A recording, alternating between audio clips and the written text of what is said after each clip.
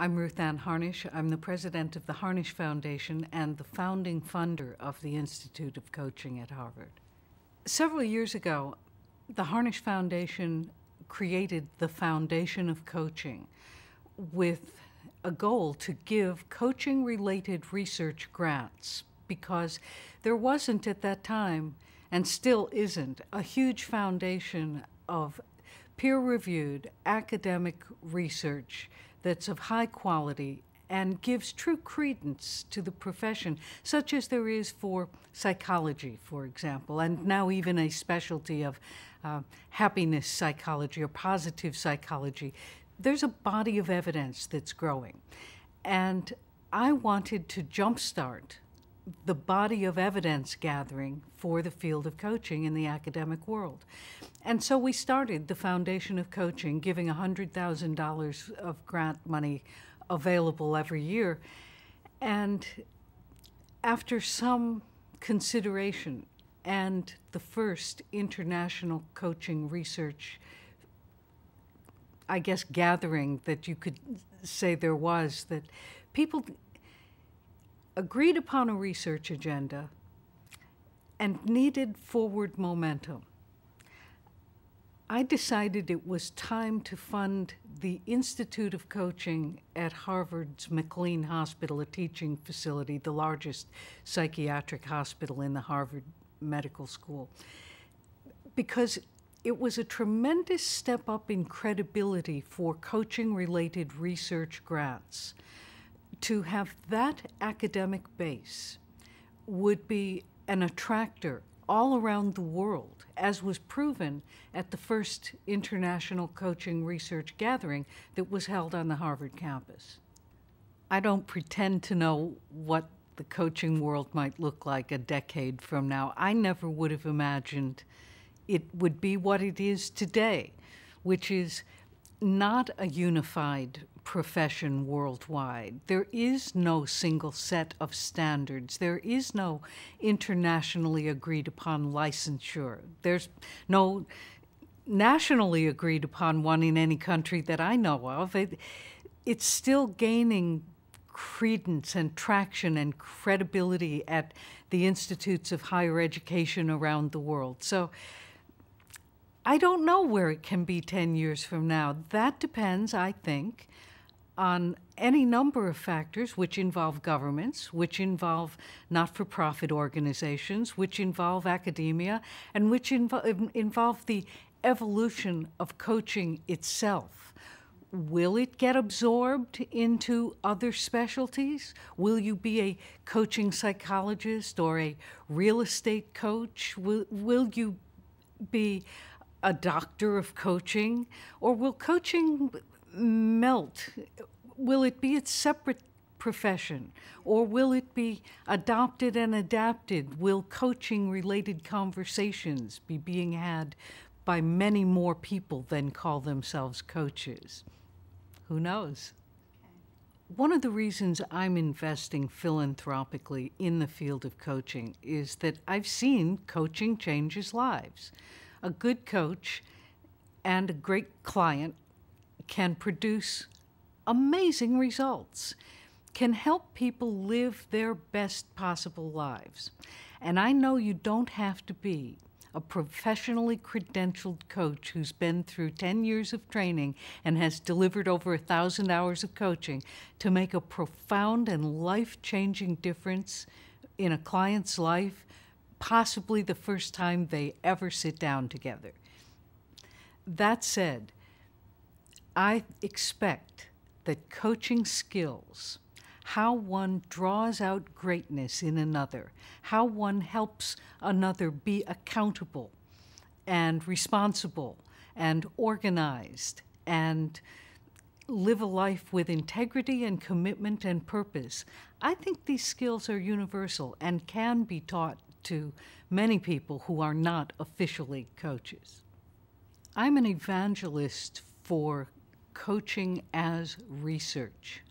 Every practicing coach can be doing his or her own research, can be participating in a larger academic study, can be contributing to the body of knowledge about what coaching is and what coaching does. And it's my hope that we'll one day have a registry where people who are doing research are looking for certain populations, and coaches who wish to participate in formal studies can say, this is the population I coach. I have people who are willing to participate in your study. I think that is one of the most important things any coach can do today, participate in research. This is why people sometimes think coaching is replicable by computers or by untrained individuals. But I find that among the most powerful things I can do to help someone shift is simply reflect back to them what they have been saying to me. If I listen, truly listen to them, and reflect back their words or their thoughts, perhaps with a bit of synthesis or organization that maybe they had not brought to them, where a picture emerges that's visible to them, sometimes that's a huge aha. And all I've done is say what they said, maybe in their very own words, but they needed to say it out loud, they needed to hear it back, and transformation happens. And that's something anybody can do. Really listen to the person with whom you're speaking and see if you've heard them correctly by saying some of their words back to them. It's a very refreshing thing to be heard. I try to bring my A game to every coaching session. So showing up, I feel alive, engaged, totally on my client's side, ready to help that person outline what their action's going to be during the session, explore those actions, go where the session takes us, and then wrap up and say, what value did you receive from this session? I feel every session makes a difference because that's part of my research. I make them prove it. What did you get out of this? And so every session is, I hope, rewarding for a client, but is always rewarding for me. I always learn. The coaching conversation is a respectful conversation that expects the other person has gifts, abilities, talents, a life that perhaps is not being lived to maximum capacity. And in a coaching conversation, one person is always trying to help the other become his or her best self. And one of the ways coaches do that is by asking provocative questions, asking people truly curious questions, not rude questions, curious questions about that other person's life, what's happening for them, and listen for clues to see where could this go next and what can I learn about this person in the words he or she is using, in the tone of voice, in the way they're holding their body, the way they're breathing. So much information is being given to you for your next provocative question.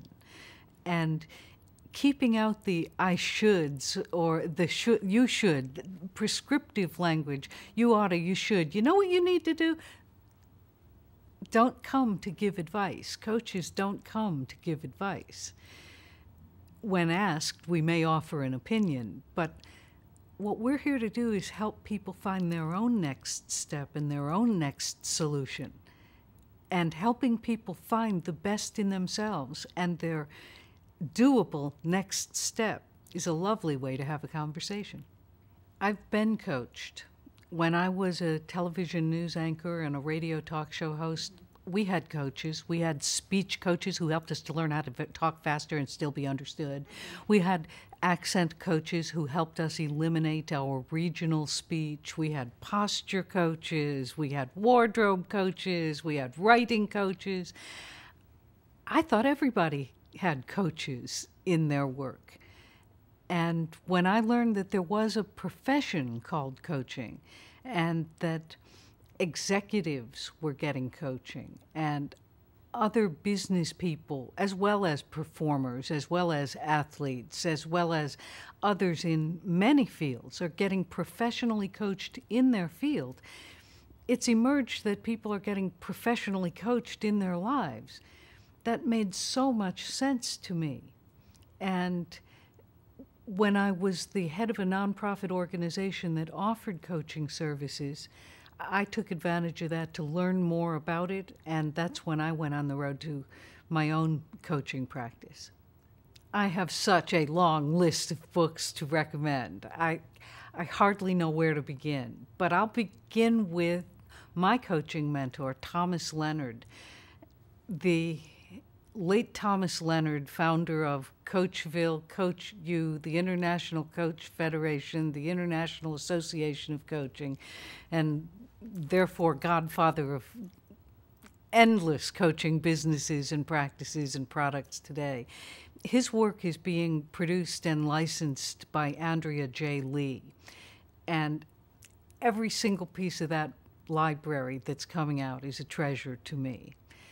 This man was a very insightful coach and an insightful coaching teacher. And I would also cite his book, The Portable Coach.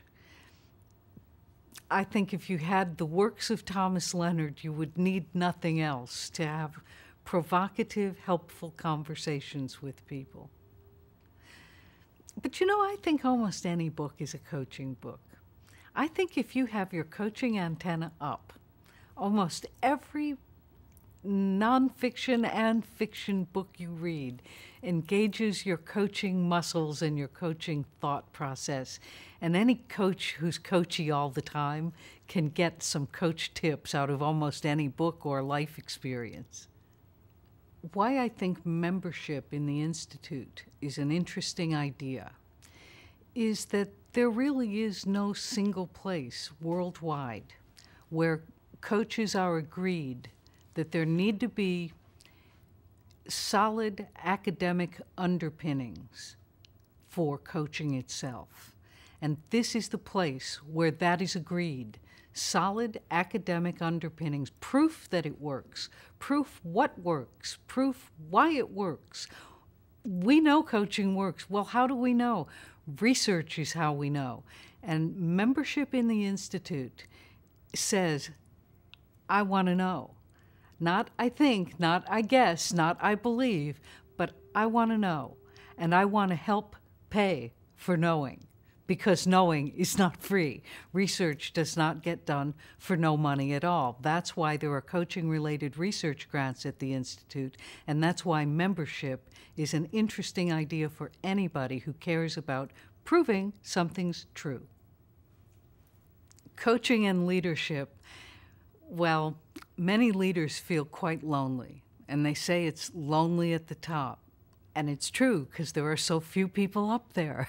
And those who are up there often find that they don't have anyone to bounce their ideas off. They don't have anyone to talk to openly and honestly. They don't have anyone who they can have a completely confidential conversation with, who might have a good idea once in a while, but at the very least can help organize thinking or strategize about the next big thing. And that's where coaching comes in for many leaders in government, in business, in nonprofit work. Leaders need someone to be their accountability partner, their strategy partner, their thinking partner, and coaches can do that for them. The provision of such coaches is important. I give grants to some nonprofits so that their leaders can be coached. And it's important for individuals who recognize I could be more than I am. Maybe your company will pay for it. Maybe you pay for it. Maybe you just become a member of the Institute and learn more about coaching and leadership. But each individual can find the perfect leadership coach. Coaching and wellness becoming more and more words you hear in the same sentence. The Coaching Commons, www.coachingcommons.org, every week surveys what news is out there in the world mentioning coaching. And for several years, we noticed there was an ever-increasing public awareness of coaching's relationship to wellness, whether it's a study that shows that heart patients are more compliant with their exercise and medication routine if they have a coach, or diabetics are more likely to manage their diet efficiently and do their blood work if they have a coach. People are more likely to be physically healthy if they are mentally healthy, and they're more likely to be mentally healthy if they have a coach. You can go through the chronicle of coaching over the last couple of years and see dozens and dozens and dozens of stories about research money going into finding out more about coaching and wellness, and actual proof that coaching assists in wellness.